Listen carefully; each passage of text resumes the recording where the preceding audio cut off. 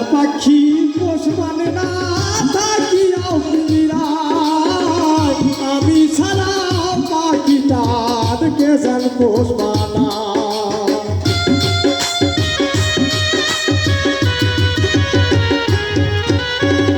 জংলার পাখি পোষ মানে না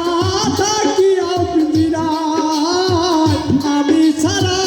পাখিটার কে যেন পোষ মানায় পাখি কথা রাখে নাই রে কথা রাখে না কি লাভ হইল শিকল দিয়া পাখির পায় ওরে কি লাভ হইল শিকল দিয়া পাখির পায়